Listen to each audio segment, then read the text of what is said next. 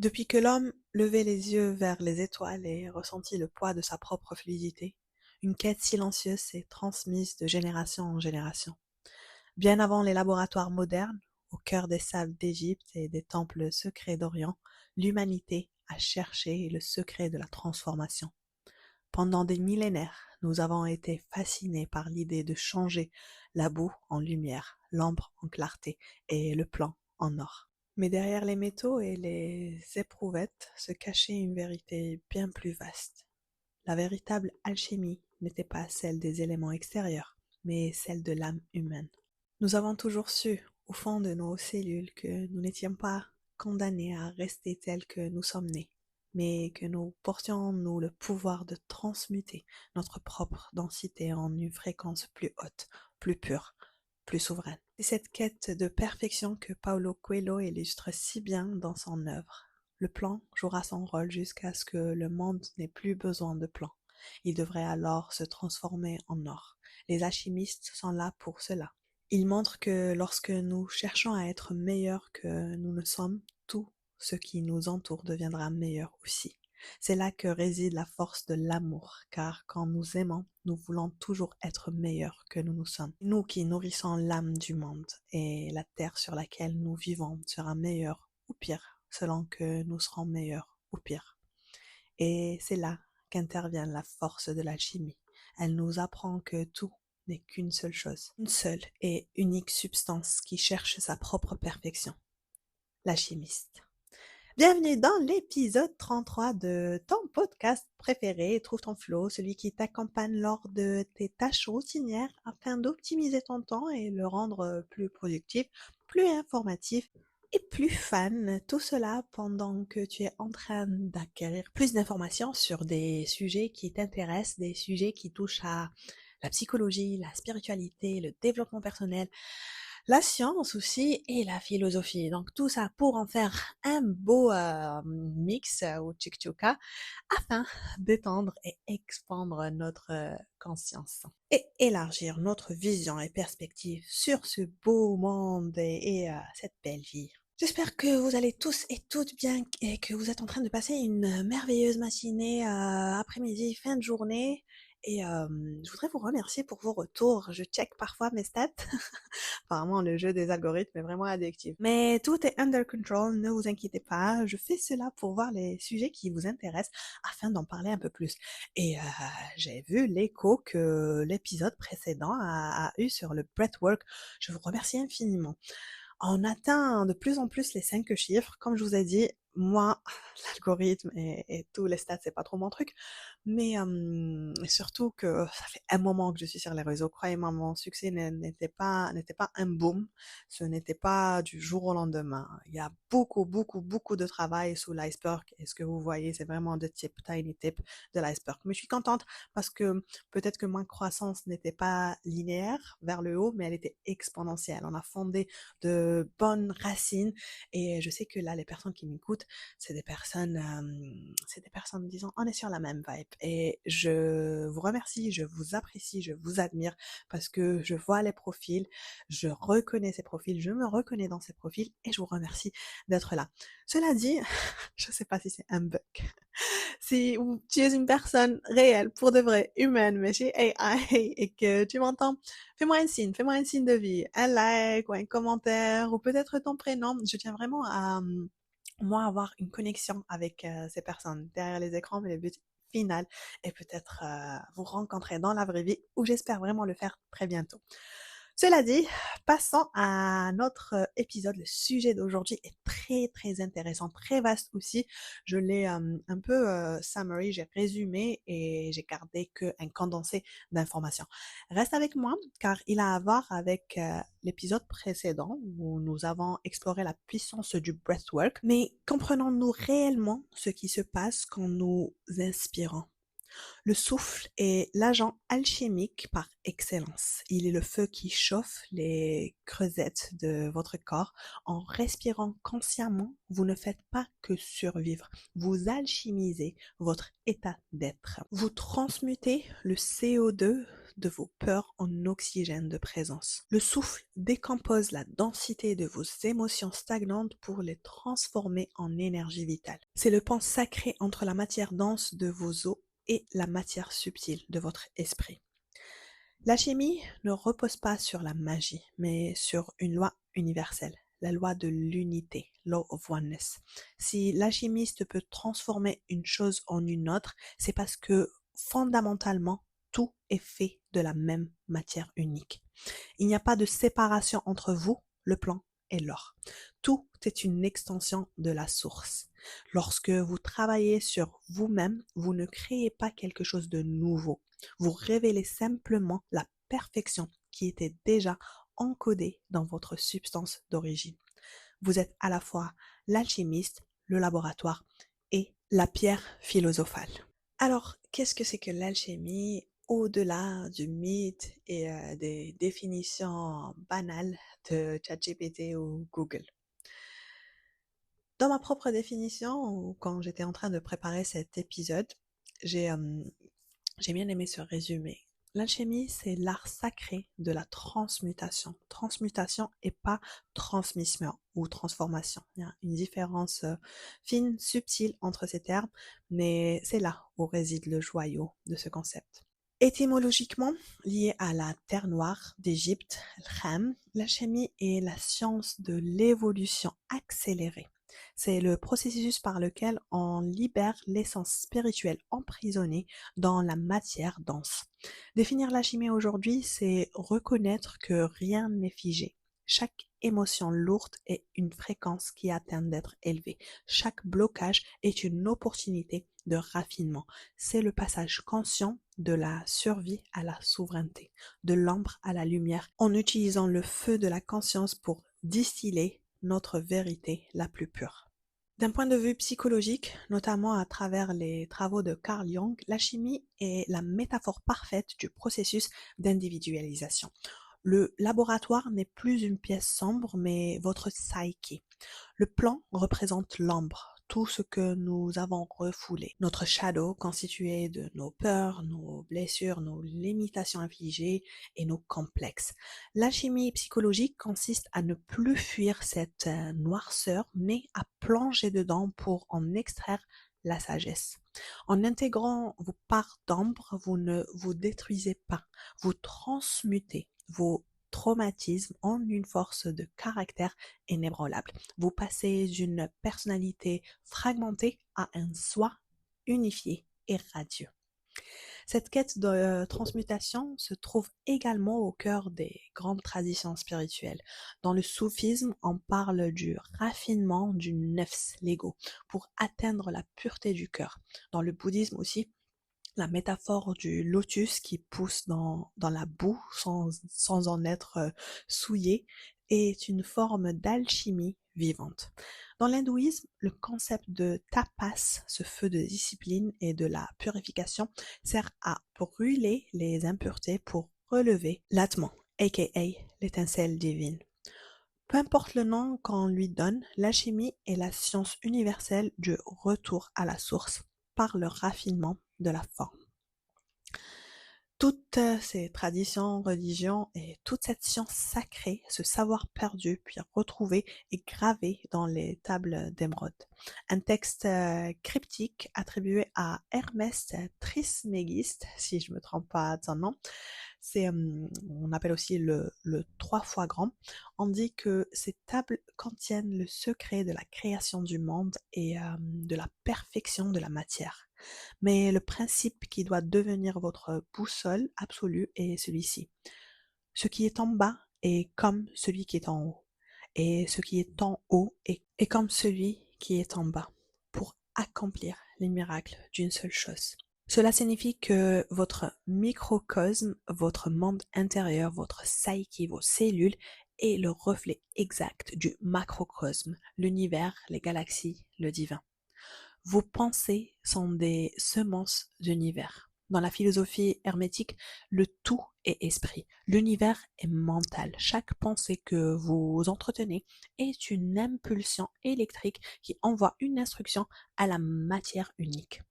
Vous ne pensez pas dans le monde, vous créez votre monde par la pensée.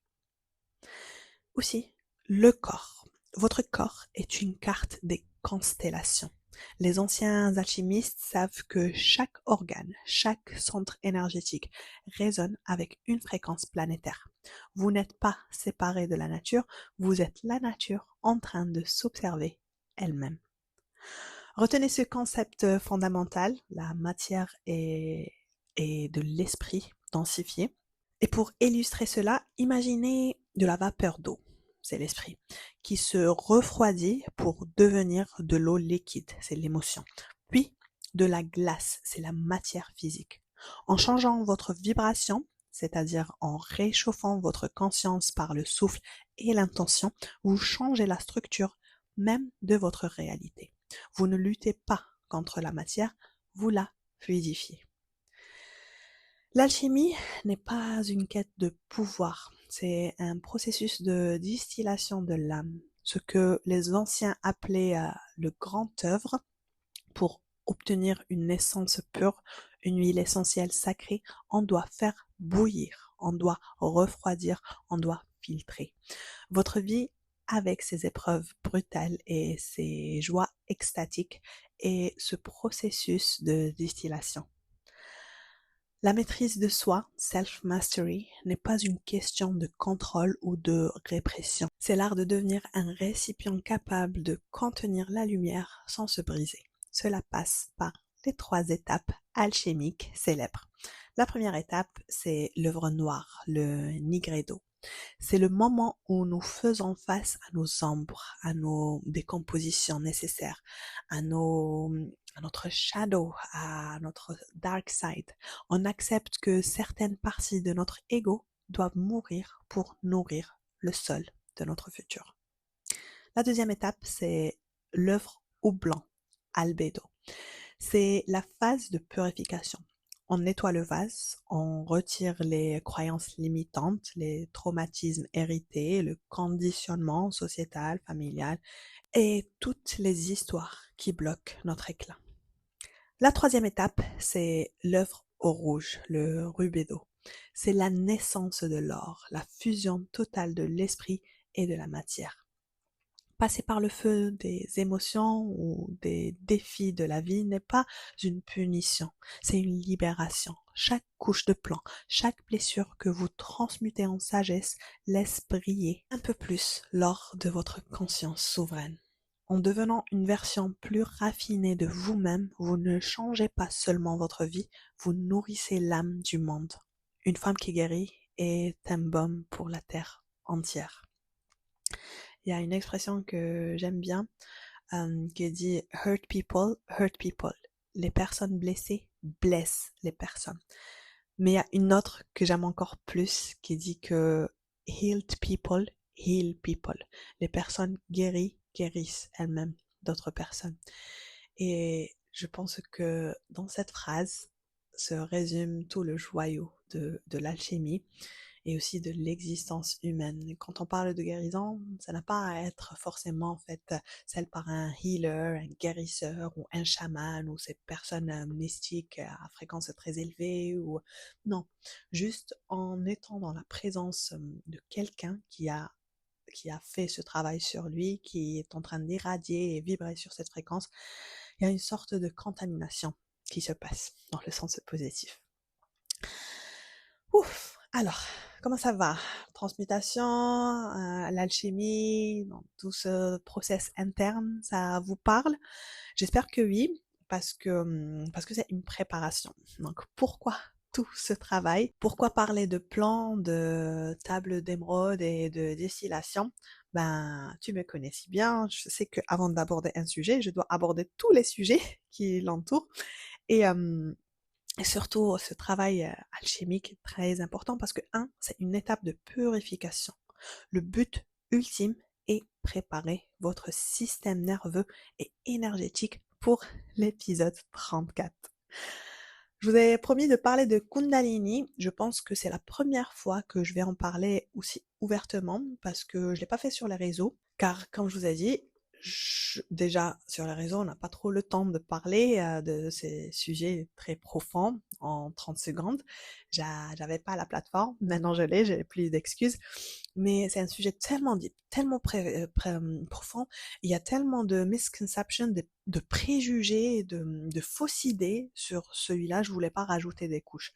Et pour bien le comprendre, il faut s'approfondir un peu plus. Et c'est ce qu'on va faire lors du prochain épisode. Le prochain épisode, on va aborder la force la plus puissante de l'être humain, la Kundalini. L'énergie de la Kundalini est le feu alchimique par excellence, souvent représenté par un serpent de feu dormant à la base de la colonne. C'est une force électrique, une puissance créatrice brute. Mais attention, si vous versez un courant de 10 000 volts dans un câble conçu pour 10 volts, le câble brûle. C'est ici que l'alchimie prend tout son sens. L'alchimie est par essence la science de la préparation du contenant. Avant que le serpent de feu ne s'éveille, l'alchimiste doit s'assurer que le creusette, votre système nerveux et vos canaux énergétiques, vos chakras, vos nadis, sont purifiés de leur résistance. C'est le travail de l'œuvre au blanc.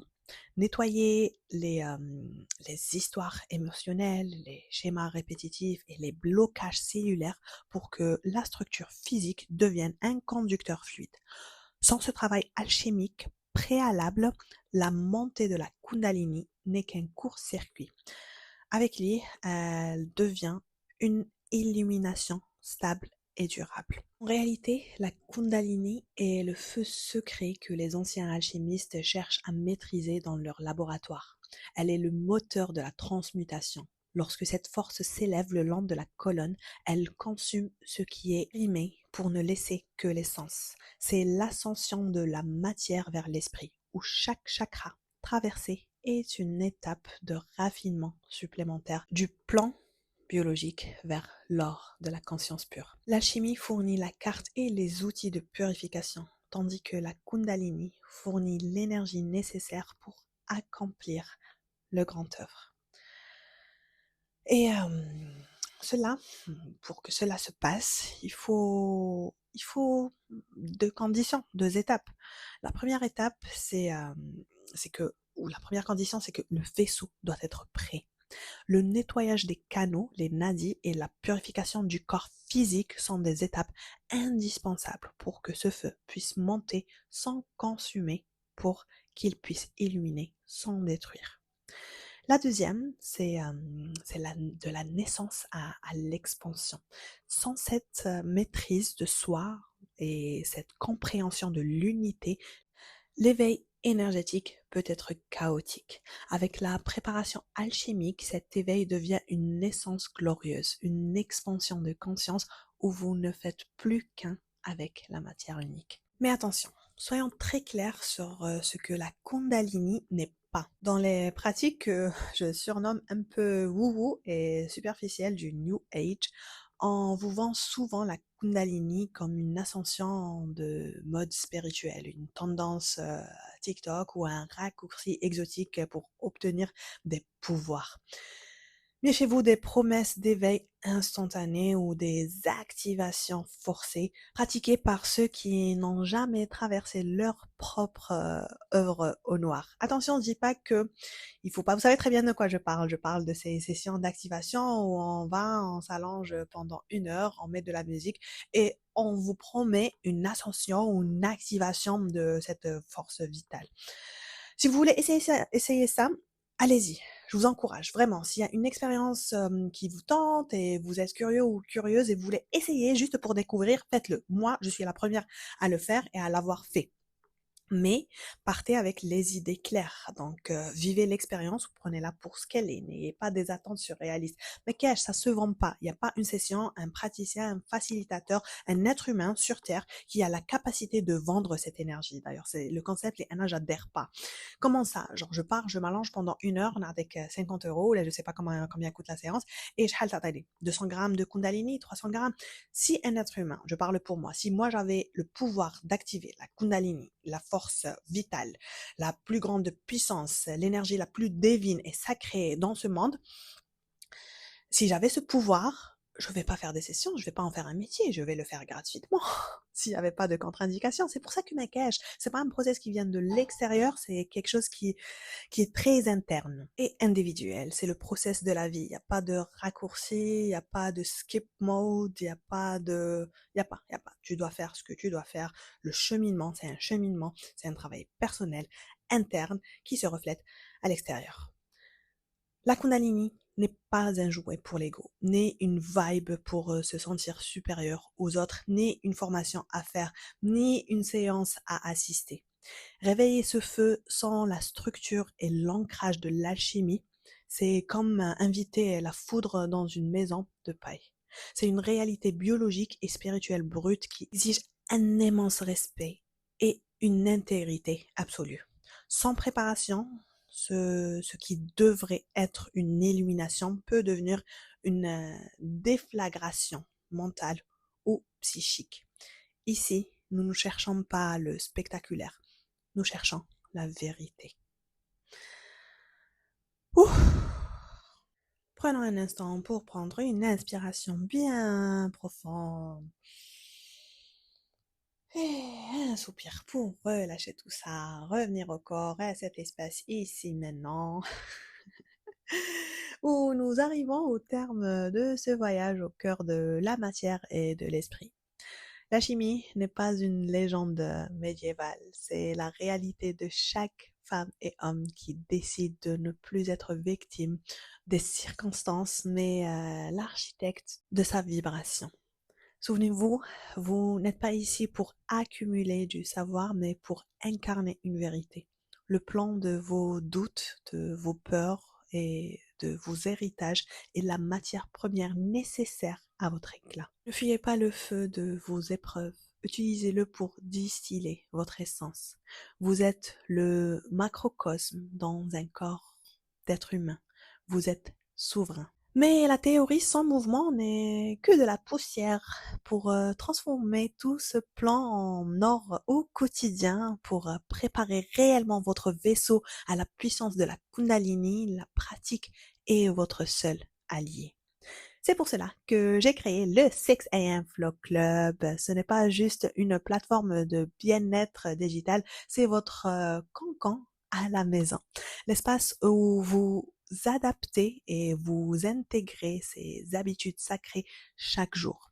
C'est un mouvement de solidarité féminin, un groupe caritatif où l'on s'élève ensemble. Pour nous rejoindre et commencer votre propre transmutation dès demain matin, toutes les informations, les horaires, le planning, les détails et l'inscription de ce programme se trouvent dans la description de cet épisode si vous regardez ça sur YouTube ou bien Spotify ou bien Apple Podcast ou n'importe quelle autre plateforme. Tout ce que vous avez à faire, c'est cliquer sur ce lien, vous allez à diriger vers un groupe WhatsApp, c'est là où tout se passe. La description est le groupe, vous allez trouver une vidéo qui va vous accompagner lors de ce process. Je tiens à rappeler que c'est un groupe féminin, donc c'est fait exclusivement et réservé aux femmes. C'est aussi un groupe caritatif. C'est un abonnement mensuel sous le format de paye ce qui te semble juste. Je vous retrouve la prochaine fois dans le prochain épisode pour parler d'un sujet très intéressant qui vous intéresse parce que Idel Haqs si c'est arrivé dans votre champ de conscience, si vous entendez ce mot Kundalini, ça résonne en vous, si vous êtes curieux et curieuse, c'est bel et bien pour une raison. Vous êtes prêts, vous êtes prêtes. Et la dernière chose à garder en tête est que ton existence est un cadeau de l'univers. Continue à briller et illuminer le monde autour de toi par ta présence pendant que tu trouves ton flow.